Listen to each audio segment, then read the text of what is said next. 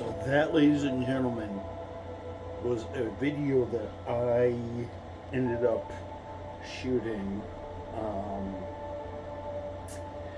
May 20th, 2023. That video was shot about 3 years and almost 1 month ago. So, hello everybody, and welcome back.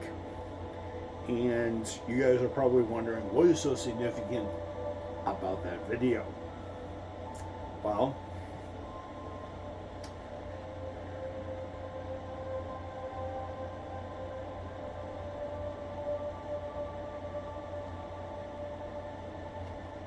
I want you to take a look at that number right there.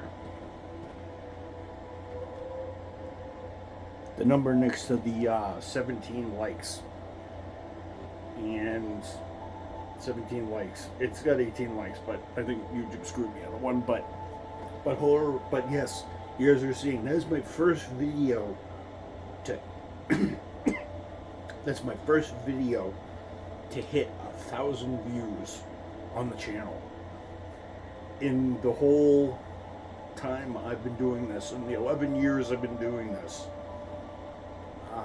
since the start. That is the most viewed video on the channel. Thank you to the gentleman who, well, before I thank the gentleman who did that, so I was outside on a lunch break.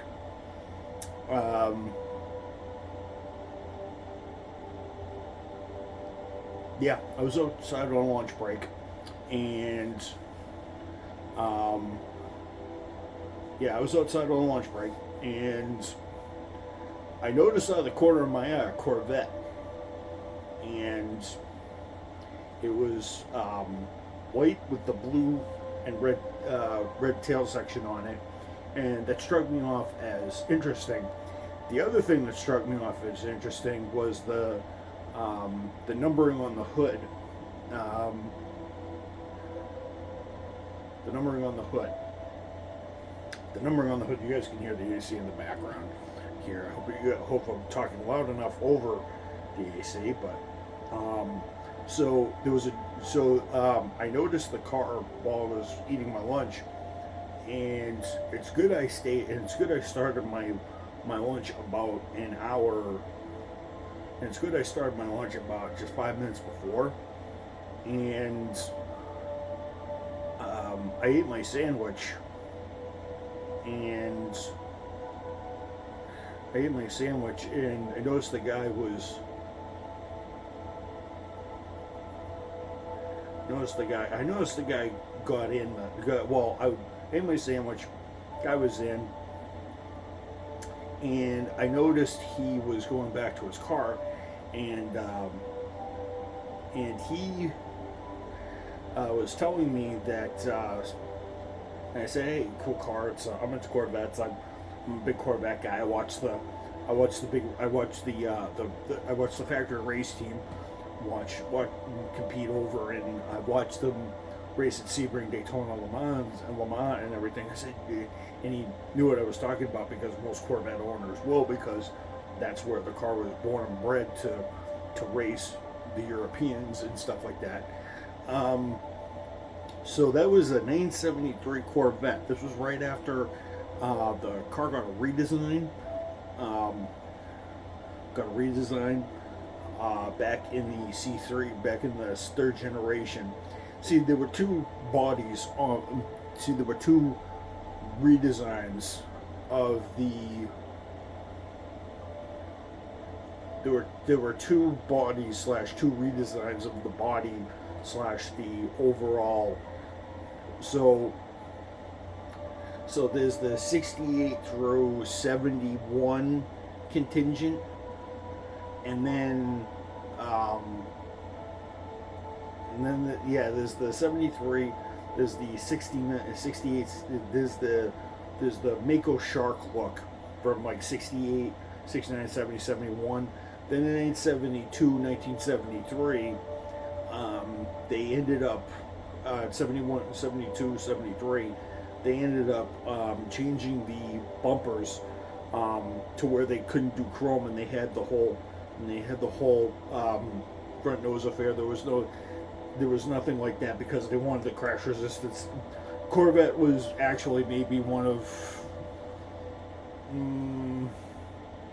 3 or 4 cars that actually managed to not make the front end look ugly after the mandated bumpers came into there was so much of a crumple zone at the front, and the engines got so small in the late 70s that no one really cared very much. So and I asked him what engine it has. Said, hey, do you have a 350? I said, hey, do you have a 327, a 350, or 427? He goes, no, I got something better. He goes, I got a 454. So he had a 454. It was a 454 4-speed, I think it was. He said he hadn't had it on a dyno yet, but he was hoping to on a dyno. But he says he goes, he goes, it took him a while. Did he have it on a dyno? I don't think he put it on a dyno just yet. He said he was going to. He was going to do some work to the suspension, the drivetrain, and stuff like that. But the car had enough. He tuned it up enough to where I think he said he had around maybe 350, 360 horsepower, because 454s back in the 1960s had around the basic, the base one, the real easy one, not the drag racing style one, had around 365, 370. Although I think toward the end of its lifetime, I think when the 454 was last given to the car, I think it had like 270, 280 or something like that. So the car probably had somewhere, so he says, I don't know, the car feels like it has somewhere in the range of maybe 350, 365, 370. So, which is still respectable. Car had a nice exhaust to it, which was very cool. But yeah, that 48-second video, I didn't know it then, but I didn't know it was going to be the most successful video on my channel. I thought maybe 50 people, I don't know, 10, 15 people were going to look at it, and everybody was like, oh, it's just Corvette's not long enough. 48 seconds. 48 seconds, less than a minute of me looking, just not me talking, and just letting the car do the talking. Copped me 1,000 views in a 3-year period. That is a lot. So that's pretty darn good. And it's one of my favorite videos, and it's technically one of my favorite videos of all time. In fact, it's probably one of the best videos I ever shot with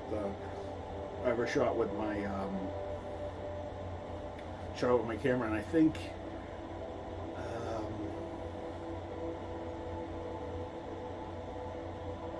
I think I got it with my iPhone 11. I didn't get the 14 till much later. So I got my 14.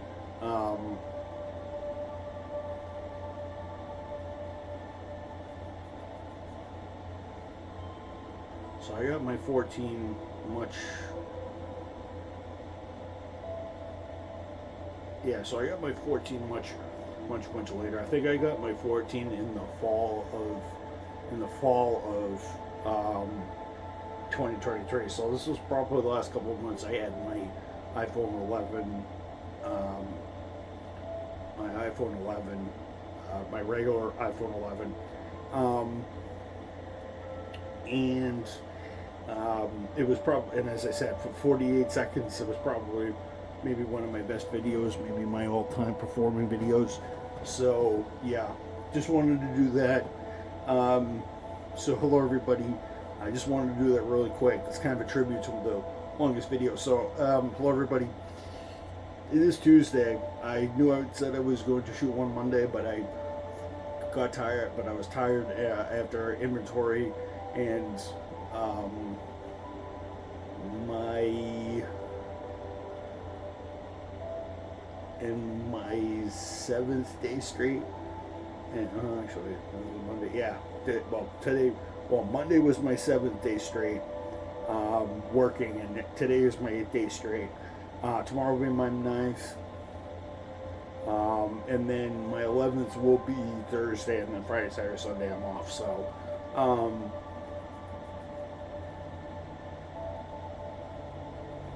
Friday, Saturday, Sunday I'm off. So yeah, and that's actually how it's gonna go.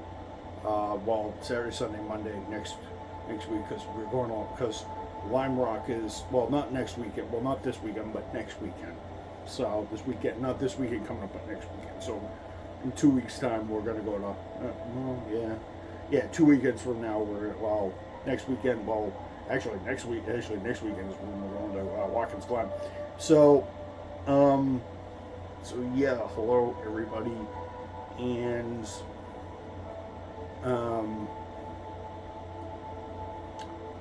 welcome back to that. So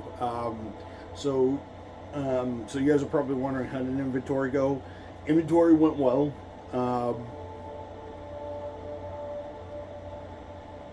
Inventory went well. It was crazy. We started the festivities a little bit on Friday.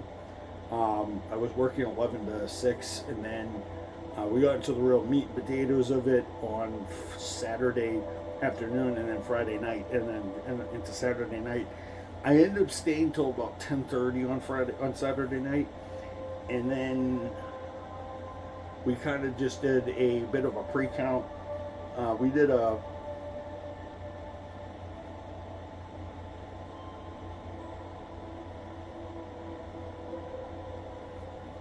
bit of a we ended up doing a bit of a we used most of Saturday to do counting for small wares, which is technically the floor, and we also and then we did that. It took us we didn't start really. What happened was we front faced for a little bit, and we did some packing out on the floor, and we did some last second organizing for our inventory that was going to be happening the next night. And then from 4:30, 5 o'clock ish, we ended up helping in small wares a little bit, and some of the stuff in the so that took us from 4. So we did one part from 4 to 6, and then we ended up having dinner. We got pizza, and we were doing that till about 6:30, 6:45, and then for the last 3 hours, we ended up just counting. We did a recount in small wares, and and then about 10:30, about 10:15, 10:30, I went home. And then the next day, I came in at 2 o'clock. We actually ended up closing at 2 o'clock. And then we started to do a little maintenance on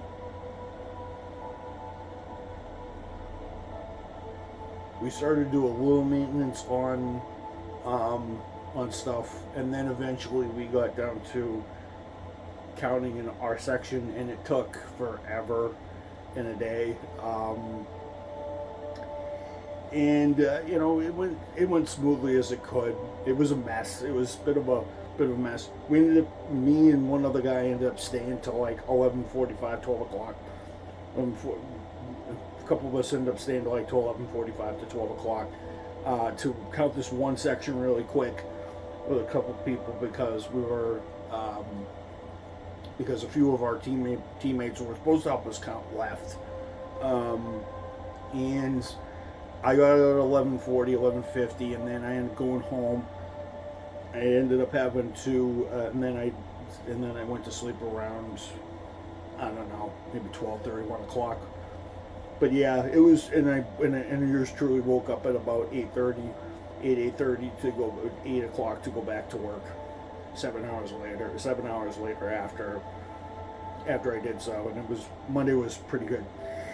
So that was good, but the 24 hours of Lemans was also very good. I wanted to get into that because I know you guys want to know my thoughts on it, because I did watch a good portion of the race during breaks and stuff like that we had. We took some time. I watched it while we were eating pizza, and my teammate Wally and I were discussing about some of the races, and we were watching them do laps. So I got to watch maybe about 10 laps of the race before we went back out, and then it started counting again. And thankfully, I didn't have to do that the next night. I was actually able to watch the end of the race.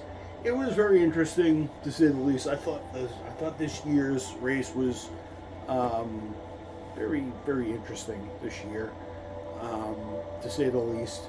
The cars were all technically different. Some cars had Evo parts and stuff like that. So we have so a couple of new cars that were in the field. We had the field for this race. We had the debut of the TR10 from Toyota. We also had the GMR 001, field by Genesis Magma Racing and by Hyundai, but we'll call it Genesis Magma Racing for the 001 with its G8MR 3.2 liter V8 made from two 4-cylinder engines, but two 1.64 cylinder engines fused on a common crankshaft. To do that, it's not the first time it's been done, but it's been done many times. In fact, I think two 1.8 liter V8s of V8 cylinders were used to make the H16 and the BRM. So yeah, it's like a BRM engine, and it sounded pretty good. So we also had Cadillac. We also had BMW have its first pole and actually up front, after Cadillac ended up dominating the pole position last year. Ferrari was really nowhere to kind of be seen a little bit. So the race started out pretty ordinarily. I started watching at 10:30 because they wave the trickle out. They jockey for position. You can watch the highlights and you can watch and they'll have the full race replay when they're done. So they'll have it they'll have it in the next couple of days. They'll have the full replay in parts, obviously. But it was but from what I saw, it was BMW, Cadillac. And Aston Martin was out front for a little bit. Was near the front for a little bit, but they didn't stay out too long. The Genesis kind of stayed in the background. They really were just pacing themselves because they didn't want to really have trouble too much early. The Ferraris were kind of in Nowheresville most of the race, and they would eventually finish fifth. One of the Genesis would finish 12th, but I think it was like 9 laps down. 9 or 10 laps down. I think it was like 9 or 10 laps down. Aston Martin would actually have one of its V12s finish 8th after the car's having such a bad time in the 25 race. I think this is the best finish in a 24-hour race. Although I could be wrong in a 24-hour race because the Rolex 24 this year didn't go too well for them. So that was a bummer. Ferrari ended up finishing 5th. It was a Cadillac fought early in the going, but they got 4th. BMW fought early. They actually finished 2nd. and it was a bummer that Cadillac didn't win because they led 184 laps, and the race ended up going a total distance of 381, which is not a record, but I think is a good amount of laps for the hypercar field. So I think the highest they went.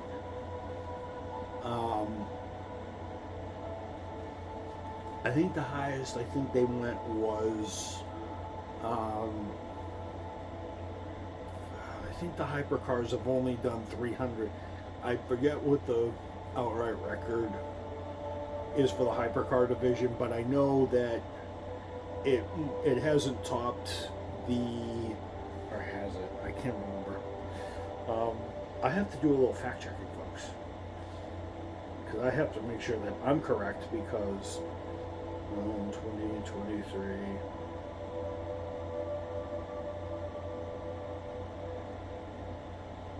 24 hours of Lemans.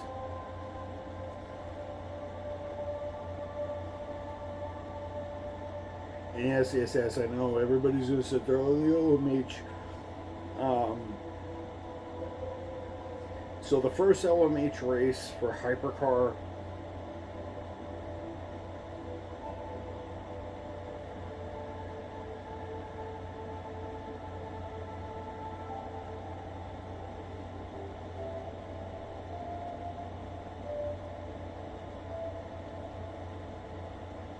so the first hypercar race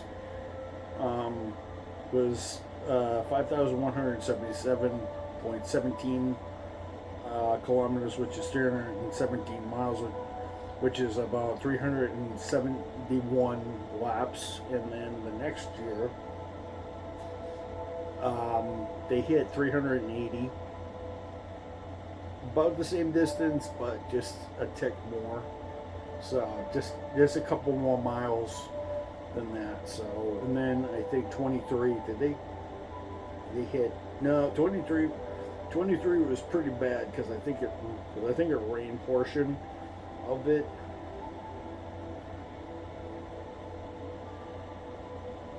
Oh no, it rained the next year, but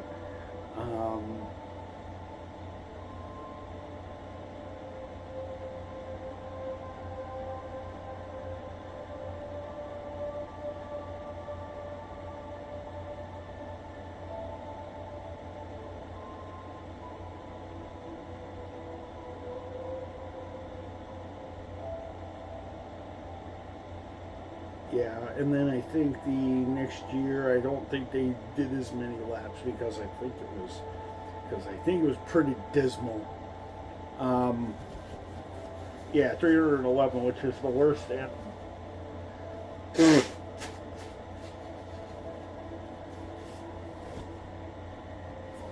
which is the second lowest, I think, count since the 90s. And there was the 95 race that had 297 laps. That was won by a BMW McLaren. And then the next year was 387. So now 387 was kind of has kind of been the most for a hypercar. So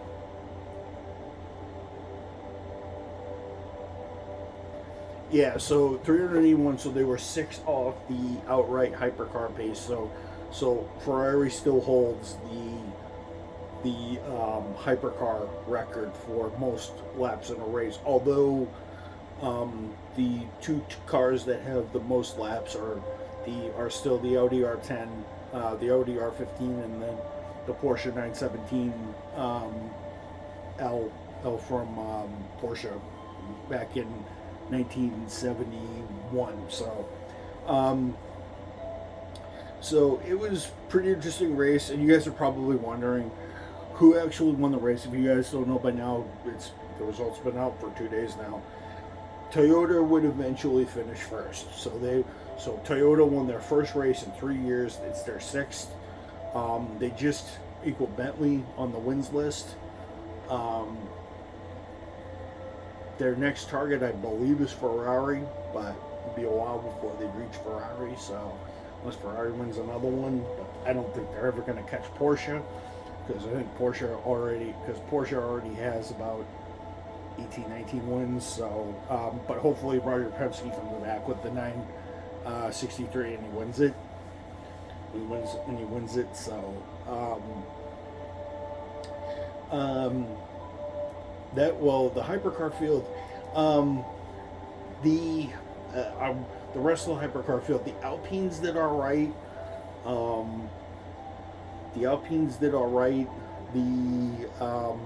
The Alpines were in contention for a little bit. The Cadillacs, as I said, were all over the place, except one of them finished fourth. And I'm not going to talk about LMP2 because it's just a bunch of Oricas. It's kind of boring. They just go back and forth. I forget who won. I think it was the Interpol team, the Interpol Euro Racing, who won. I can't remember because I don't care for the class very much, so you'll have to excuse me on that. But LMGT3 was probably the most interesting. There was a bunch of cars that were leading. I think Porsche led at one point. Ferrari, I think, led for a spell.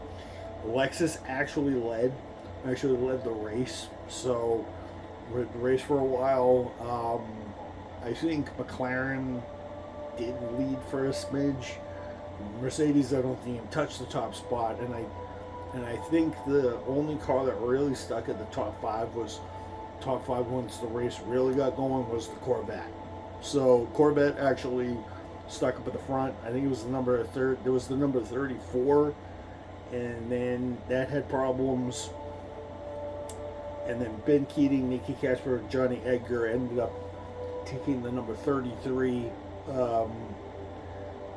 LMGT3 to the Z06 GT3R to the win, and it was Corvette's first win at the race since 2023, I think, when Keating won it. 2022 when Keating won it. So, or was it 2023? I think it was either 22 or 23. I think it might have been 22. So Corvette hadn't won in 4 years, and they broke Porsche's stranglehold since the GT3 regulations have started. So that's always a big thing. But yeah, I hope you guys enjoyed this video. I will be back with another one tomorrow night. So don't go away. I will see you guys later. Hope you guys enjoyed this, and happy I finally got my first 1,000 view video. Peace out, and I'll see you guys later. Thank you guys all for watching. Thank you for all those subscribed. Peace out, and pray for every single person out there. Let's all be safe. Let's stay strong. Let's overcome our obstacles and persevere and persist.